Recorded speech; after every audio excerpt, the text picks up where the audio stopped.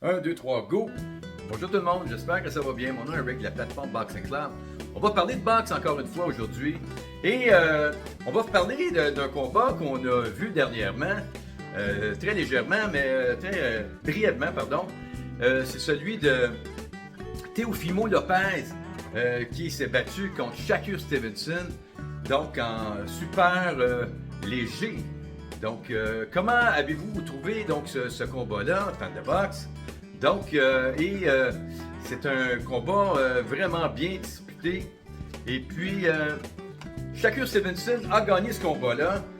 C'était à prévoir aussi, on se l'était dit, que c'était pour être un combat serré, mais que Stevenson était pour gagner ce combat-là.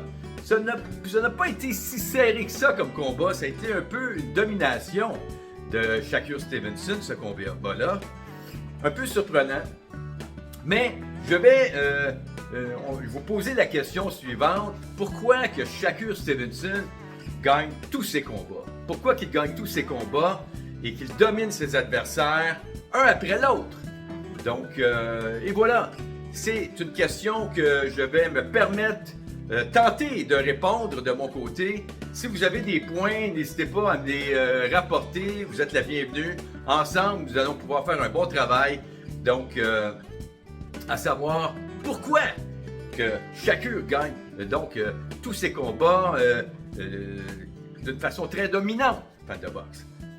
Restez là, je vous reviens dans quelques minutes. Restez là. Donc, encore une fois, Rick du Rick Show, encore une fois. Donc, je vais donc essayer d'éclaircir un peu la situation. Donc, vous savez que dans le monde du sport, il y a eu des athlètes très dominants donc dans le monde du sport.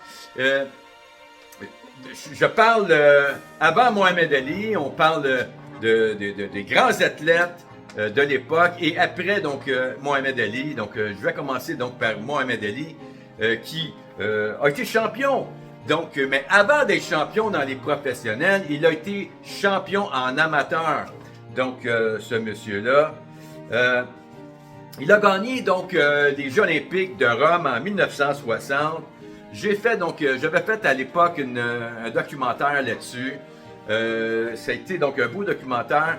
Et je vais vous donner des aspects aussi par rapport aux champions olympiques. Il y en a plusieurs, n'est-ce pas? Il y a George Foreman qui a gagné donc à Mexico en 1968 la médaille d'or. Littéralement, il y a eu aussi à Tokyo Joe Frazier qui a gagné donc la médaille d'or en 1964. Il y a Lennox Lewis aussi qui a gagné donc à Séoul en 1988 sous le drapeau canadien, donc la médaille d'or olympique. Il y a eu, vous vous souvenez aussi, Sugar Ray Leonard au Stade olympique en 1976 qui a gagné aussi une médaille d'or olympique.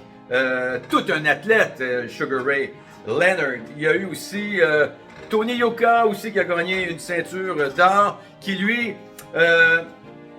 c'est un très bon athlète. Il a rencontré des combattants très compétitifs, très compétitifs. Il y a aussi, bon, on parle de Shakur Stevenson. On sait qu'il a gagné donc une médaille olympique. Ce monsieur-là, à Rio, je crois, en 2016. Il y a eu aussi donc une médaille d'argent, n'est-ce pas? Une médaille d'argent qu'il a gagnée à Rio, effectivement, dans les poids plumes. Donc, et voilà. Et puis, il a été donc champion dans 4 catégories. Poids plume, poids super plume, poids super léger. Donc, et voilà. Et le poids, en poids léger, en poids super léger, qui a gagné donc son dernier combat en super léger et gagnant la WBO contre Teofimo Lopez, fan de boxe, ni plus ni moins. Donc, et voilà, il y a donc un point peut-être en commun entre ces boxeurs-là. Pas tous, mais certains, il y a des points en commun et je vais vous expliquer un peu les points en commun des champions olympiques, fans de boxe. Donc, et si vous avez des commentaires là-dessus, vous avez d'autres qualités qu'emploient donc des superstars de la boxe olympique, ben revenez-moi. Donc, entre autres, il y a les feintes, effectivement, mais je vais commencer par le début. Donc, Il y a des accumulations de coups de façon précise, très important. Donc, les juges, ça marque les juges énormément. Il y a des rounds avec des rounds intenses, accompagnés de vitesse, de grande vitesse, d'exécution. Il y a aussi donc de volume de frappe en peu de temps aussi.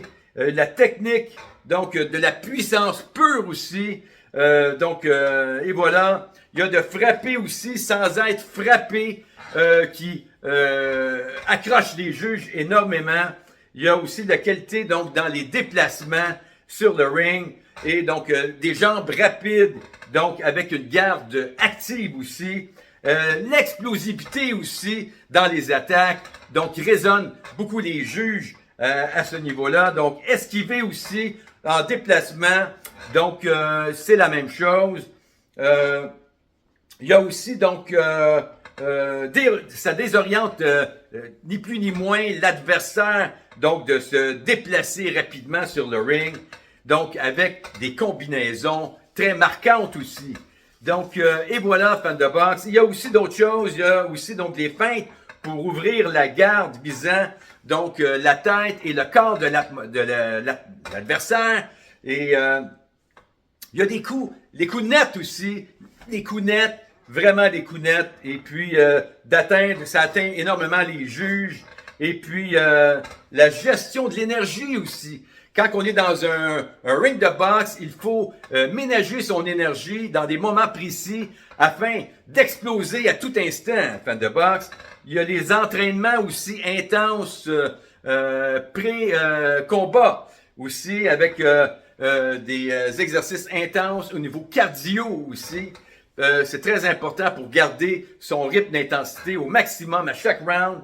Donc, et aussi d'exploiter les faiblesses de l'adversaire. Donc, avant un combat, on visionne les combats de l'adversaire, on note les faiblesses et on exploite les faiblesses sur le ring. Donc, avec énormément de rapidité, ça aussi, ça marque énormément les juges. Et voilà, fans de boxe, vous avez des raisons maintenant, des explications pour lesquelles un boxeur donc excelle donc dans un combat et qu'il devient imbattable aussi dans son moment de prime, fan de boxe, et ça l'aide aussi à rallonger sa carrière d'une façon très considérable en évitant les coups, en esquivant. Donc, et voilà où est-ce que j'en suis rendu.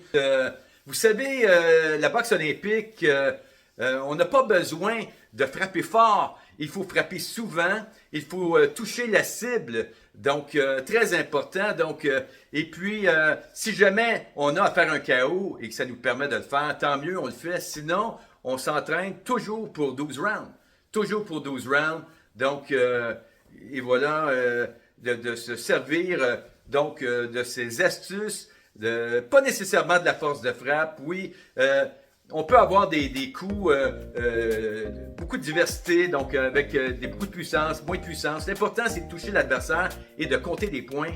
Donc, est-ce que la question que j'ai à vous poser, dis-je, est-ce que donc des boxeurs olympiques ont plus de talent en carrière que des boxeurs conventionnels? C'est la question que je vous pose. Et je croirais que oui, effectivement, ils ont plus de succès parce qu'ils ne sont pas dans l'atteinte de la puissance, mais l'atteinte de la justesse et donc avec des nombres de coups, des combinaisons et des nombres de coups de façon substantielle par rapport à un boxeur conventionnel, fan de boxe. C'était ma réponse à la question. Merci. Au revoir. Fan de boxe, mon nom est Eric, la plateforme Boxing Club. Faites attention à vous. Donc, on se revoit pour d'autres commentaires de boxe. Merci, au revoir.